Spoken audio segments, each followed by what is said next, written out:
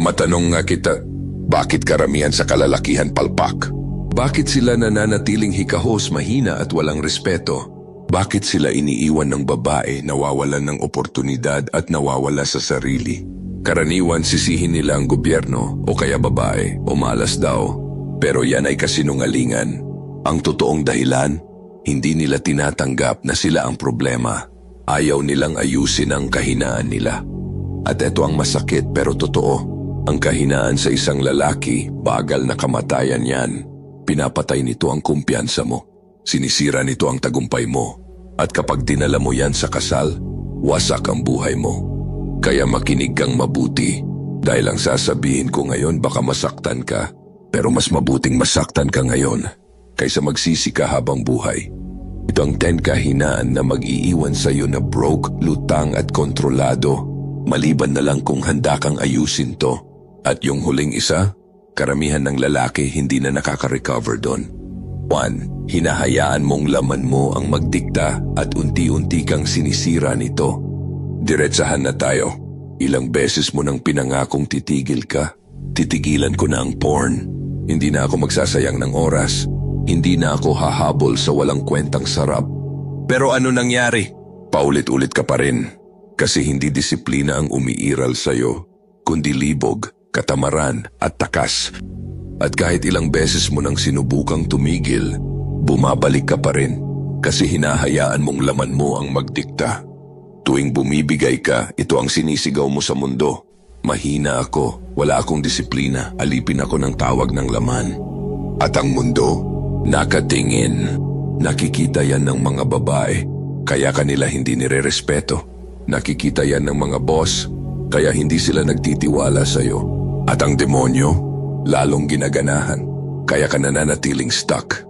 Kung sarili mong isipan, di mo kayang kontrolin. Anong karapatan mong asahan na makokontrol mo ang buhay mo? Pamilya mo, kinabukasan mo, kasal mo? Ang lalaking pinapaikot ng laman, hinding-hindi maaabot ang totoong potensyal niya. Bakit? Kasi mas malakas ang emosyon niya, libog niya at bugso ng damdamin kaysa sa disiplina niya. Hindi siya marunong tumanggi sa tukso. Hindi siya marunong maghintay. Hindi siya pwedeng mamuno. Kasi sarili niya nga hindi niya kayang pamunuan. At alam mo ba ang mas malala? Yan mismo ang gusto ng kaaway. Hindi na kailangang gapusin ka ng demonyo. Hindi na kailangang ikulong ka. Basta patuloy kang tumatakbo sa sarap, nagsasayang ng oras at pinapakain ang addiction mo. Bilanggo ka na. Alipin ka kahit wala kang tanikala. Kasi ang lalaking kontrolado ng laman, hawak na ng demonyo yan. Ang pita ng laman ay laban sa espiritu at ang espiritu ay laban sa laman. Magkaaway sila. Hindi yan galing sa opinyon ko, galing yan sa salita ng Diyos. Kaya eto ang usapan. Alamin mong pamunuan ang sarili mo o hayaan mong bisyo mo ang maging amo mo. Kung di mo kayang kontrolin to, buhay mo ang magiging katawa-tawa. Pero wag kang bibitaw. Sasabihin ko mamaya ang epektibong paraan para labanan ang kalibugan. Buo ang daldal mo at yan ang dahilan kung bakit ka mahina. Napansin mo ba? Yung totoong makapangyarihang lalaki, tahimik lang. Kasi ang tunay na lakas hindi maingay, tahimik yan kumikilos. Pero ang mahihinang lalaki, walang preno ang bibig. Todo kwento. Chismis dito, pasiklab doon. Inuuna pa sabihin ang plano kaysa tapusin ito. Tapos magtataka kung bakit siya naloloko, binabackstab at pinaglalaruan. Akala mo ba may pakialam talaga sila sa sinasabi mo? Wala. Yung iba, hinihintay lang ang tamang oras para balikan ka. Yung iba naman tahimik na nagdadasal na bumagsak ka. Tuwing hindi kailangan pero nagsasalita ka, unti-unti mong binibigay ang alas mo. Sinasabi mo ang mga plano mo bago pa man ito mangyari. Tapos pag pumalpak ka, mukha kang katawa-tawa. Naglalabas ka ng sama ng loob, akala mo makikisimpatiya sila. Pero ang totoo, nakikita ka lang nilang mahina. Ipinapakita mo ang kahinaan mo sa harap ng lahat. Tapos magugulat ka kung bakit ka inaapakan. Kuya, ikaw mismo ang nagbigay ng armas para saktan ka. Kahit ang hangal kapag tahimik na pagkakamalang matalino. Oo, galing din yan sa salita ng Diyos. At ito pa ang katotohanan. Kung walang bigat ang salita mo, wala ring bigat ang pagkatao mo. Hayaan mong ang oo mo ay manatiling oo at ang hindi mo ay hindi. Lahat ng sobra pa ron galing na sa demonyo. Hindi mo kailangang magpaliwanag sa lahat. Hindi mo kailangan ng approval ng kahit sino. Hindi mo kailangang patunayan ang sarili mo sa kung sino-sino. Ang lalaking tahimik magsalita, mas malakas ang dating. Kaya tumigil ka na sa dakdak. Kumilos ka ng tahimik. Hayaan mong resulta ang magsalita para sa'yo. At dapat mong matutunan to agad dahil yung susunod na kahinaan, mas maraming lalaki ang sinisira nito kaysa sa inaakala nila. 3. Habol ka ng habol sa babae. Kaya ka nawawalan pareho, babae at tagumpay. Ilang oras na ang sinayang mo kahahabol sa babae. Amainin mo, ilang gabi ang inubos mo sa kaka-text, kakasuyo, kakapansin sa babaeng ni hindi ka nga ginagalang. Samantalang yung mga lalaking gusto talaga nila, abala sa panalo. Hindi nakatambay sa chat, hindi nakikiusap, hindi nagmumukhang aso. Hindi sila nakaupo naghihintay ng reply. Hindi sila nagpapakagastos sa mga babaeng ni wala namang pake sa kanila. Nakafocus sila sa mission nila. At dahil doon, ang babae ang humahabol sa kanila. Ang lalaking walang direksyon sa buhay, siya yung todo effort para mapansin. Pero ang lalaking may layunin, siya ang dahilan kung bakit ang babae ang gustong magpansin. Huwag mong ibigay ang lakas mo sa mga babae, ni ang daan mo sa mga bagay na sumisira sa mga hari. Pag-isipan mong mabuti yan. Ilang makapangyarihang lalaki na ba ang nawalan ng lahat dahil hindi nila nakontrol ang pagnanasa nila sa babae? Si Samson nawala ang lakas. Si David halos masira ang kaharian. Si Solomon ang pinakamarunong sa lahat bumagsak dahil sa babae. Kung sila ngang ganoon kalakas, ganoon ka-close kay God, nahulog pa rin. Anong palagay mo sa'yo? Ikaw ang exemption? Ang lalaking lulong sa babae, nawawala sa sarili. Pero ang lalaking lulong sa misyon niya, nakukuha ang lahat. Kaya tigilan mo na ang kahahabol. Simulan mo nang magtayo. Dahil kung hindi, yung susunod na kahinaan, wawasakin nito ang kumpiyansa mo ng tuluyan. 4. Buhay ka para sa sabi ng iba kaya ka walang respeto. Ilang porsyento ng buhay mo talagang sayo? Pag-isipan mo. Nagdadamit ka ba para sa sarili mo o para mapansin ng mga taong wala namang pake sa'yo? Nagsasabi ka ba ng totoo o puro ligtas na sagot para lang di ka husgahan? Gumagawa ka ba ng desisyon dahil gusto mo o dahil yun ang inaasahan ng iba sa'yo? Karamihan sa lalaki alipin ng validation. Habol sila ng habol ng papuri mula sa mga taong ni hindi nga dadalo sa burol nila. Mas mahalaga sa kanila na magustuhan kaysa respetuhin. Takot na takot silang ma-reject, kaya wala silang pinaninindigan. At dahil doon, wala ring may gustong seryosohin sila. Ang takot sa opinyon ng tao ay bitag pero ang nagtitiwala sa Panginoon ay ligtas. Ang mahihinang lalaki sunod lang ng sunod, pero ang malalakas, sila ang nagtatakda ng pamantayan. Ang totoong lalaki hindi nagtatanong ng, magugustuhan ba nila to? Ang tanong niya, tama ba to?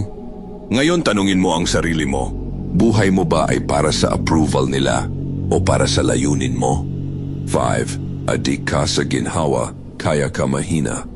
Gusto mong madali ang buhay, iniiwasan mo ang hirap, tinatakbuhan mo ang responsibilidad, laging naghahanap ng shortcut, kaya ka nananatiling mahina. Hindi ka lalago sa ginhawa. Lumalakas ka sa pressure, sa disiplina, sa sakripisyo. Pero karamihan ng lalaki, mas gusto pa rin ang komportableng buhay. Kaysa sa dakilang buhay, mas pipiliin pa ring maging malambot. Kaysa harapin ang hirap, mas gusto pang manatiling mahina kaysa magsakripisyo para tumibay. At dahil doon, pangkaraniwan lang sila habang buhay.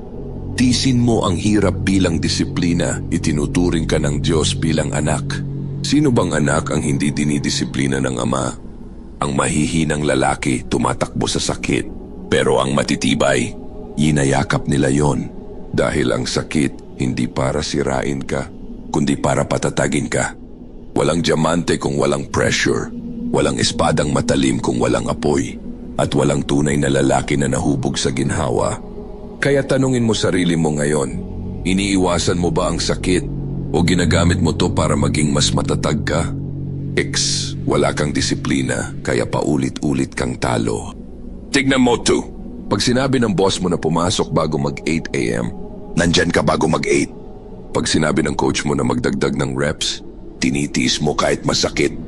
Pero pag sarili mo na ang nagsabing, gumising ka ng maaga, mag-workout ka, ayosin mo diet mo, galingan mo. Wala, palpak, tambak, laging may dahilan. Bakit? Kasi wala kang disiplina. Alipin ka ng utos ng ibang tao. Alipin ka ng sarili mong ginhawa. Alipin ka ng sarap. At habang ganyan ka, yung mga disiplinado, lalampas-lampasan ka habang buhay. Ang lalaking walang pagpipigil sa sarili ay parang lungsod na winasak, walang pader, walang depensa. Ang lalaking walang disiplina, walang pananggalang, madaling madala, madaling madistract, madaling matalo. Kasi ang lalaking hindi kayang kontrolin ang sarili niya, laging may ibang kumokontrol sa kanya.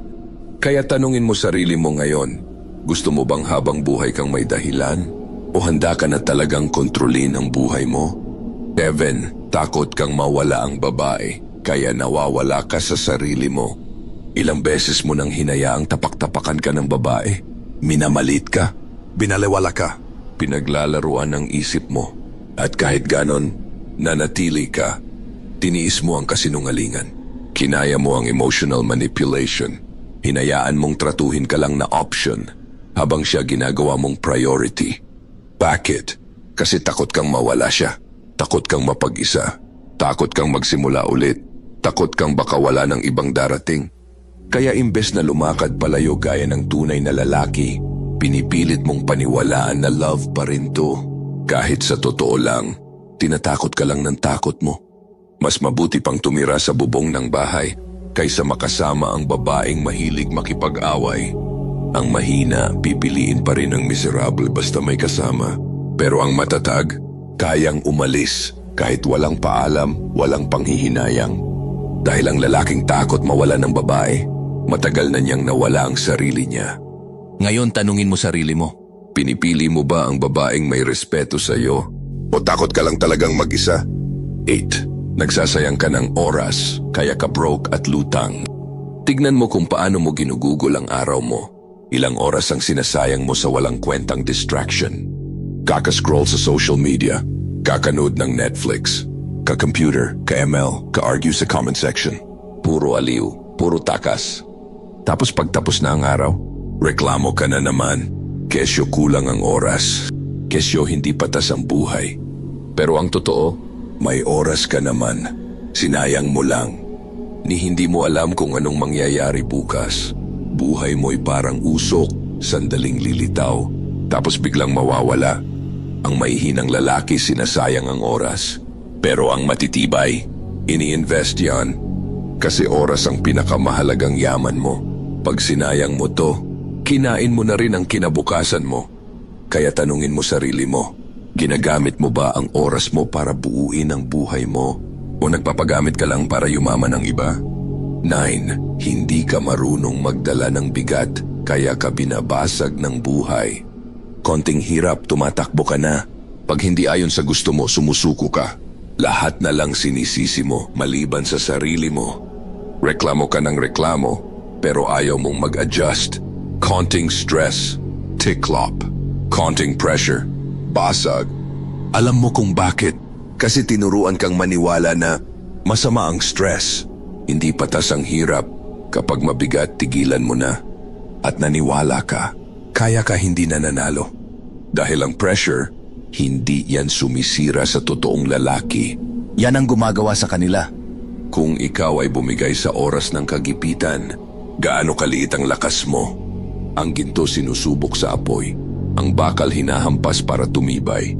Pero ang mahihinang lalaki, konting init pa lang, durog na. Kaya tanungin mo sarili mo, tatakbo ka na naman sa pressure o hahayaan mong patibayin ka nito? At eto na ang huling kahinaan, yung mindset na talaga namang nakakahiya. Yung ugali na dahilan kung bakit ang isang lalaki hindi na muling nirerespeto, hindi na siniseryoso, at hindi na makakabangon. 10. Awa ang gusto mo, hindi respeto. Kaya walang may gustong seryosohin ka. Reklamo ka ng reklamo. Panay iyak sa problema. Sinisisi mo ang nakaraan. Umasa ka pang kaawaan ka ng mga tao. Pero ito ang totoo. Walang rumespeto sa taong laging biktima. Akala mo dahil nahirapan ka, espesyal ka? Hindi. Akala mo dahil mabigat ang pinagdaanan mo, may utang na loob sa iyo ang mundo? Wala. Akala mo mababago ang sitwasyon mo dahil sa pagko-complain? Hindi mangyayari. Tumayo ka, bakit ka nakadapa? Yan ang sinabi ng Diyos kay Joshua. Nang humandusay siya sa lupa, umiiyak sa problema niya. Kasi ang awa hindi nakakaligtas. Ang palusot hindi nagbabago ng buhay. At ang mundo, wala yang pake. Ang sakit mo hindi yan special. Ang paghihirap mo, hindi yan ang sukatan ng halaga mo. Ang ginagawa mo sa kabila ng lahat, yan ang tunay na sukatan ng pagkatao mo. Ang mahina, naghahanap ng awa. Ang matatag, naghahanap ng solusyon. Dahil ang tanging paraan para igalang ka ay ang tumindig kahit gaano ka pakalalim na hulog. Kaya tanungin mo sarili mo ngayon, gusto mo bang kaawaan ka? O gusto mong igalang ka? Pili ka dahil di mo pwedeng makuha pareho. Dahil hindi mo pwedeng makuha pareho. Ibinuhos ko na lahat sa iyo. Yung mga pangit na katotohanan na ayaw harapin ng karamihan. Yung mga brutal na realidad na dahilan kung bakit ka mahina, broke at kontrolado. At ngayon may pagpipilian ka. Pag sa walang bahala mo to, maghanap ka na naman ng palusot at manatiling mahina o haharapin mo na ang sarili mo. Ayusin mo ang mga sablay mo. At tatayo ka bilang totoong lalaki. Kasi ang mahihina, hindi sila nabubuhay ng matagal. Inaapakan sila, pinagsasamantalahan. Nakakalimutan. Pero ang matitibay, sila ang nagtatalaga. Sila ang namumuno. Sila ang nangunguna. At ito ang pinakamalupit na labanan. Pagnanasa. Ang lust hindi lang simpleng tukso. Yan ay kakulangan sa layunin. Ang lalaking walang mission, walang focus, at sobrang daming libreng oras, babagsak talaga sa kalaswaan. Bakit? Kasi ang pagiging walang ginagawa, lupayan ng tukso. Kung laman pa rin ang nasusunod sa'yo, hinding-hindi ka magiging malaya. Kaya paano mo ito lalabanan? Hindi sa willpower, hindi sa motivation, kundi sa paggutom sa tukso at pagpapakain sa layunin mo. Putulin mo ang supply. Lahat ng pwedeng tumukso sa'yo, alisin mo. Kasi habang kaya mo pa silang i-access, babalik at babalik ka. Disiplinahin mo ang katawan mo. Mag-workout ka, mag-training ka. Pahirapan mo sarili mo physically. Dahil ang lalaking kayang kontrolin ang katawan niya, kayang kontrolin ang pagnanasa niya. Pangunahan mo ang isipan mo. Tigilan mo ang pagpapadala sa libog. I-redirect mo yung energy na yan. Sa goals mo, sa mission mo, sa kinabukasan mo. Gumalaw ka. Itigil mo na ang katamaran. Ang lalaking walang layunin, laging natutokso sa sarap. At higit sa lahat, matakot ka sa Diyos nang higit sa kagustuhan mong magkasala. Kasi kung alam mo lang ang kapalit ng kasalanan, hinding-hindi mo na yan laruan. Akala mo ang lust simpleng tukso lang? Hindi kuya, problema yan ng layunin. Ang kahinaan mo, responsibilidad mo. Ang pag-unlad mo, desisyon mo. Kung tumama sa iyo ang mensaheng to, huwag mong sarilihin, i-share mo. Ipakita ang suporta sa pamamagitan ng pag-like sa video na to. Huwag kalimutan mag-subscribe para sa mas marami pang unfiltered lessons kagaya nito. Tayo ang Sakdal Laya.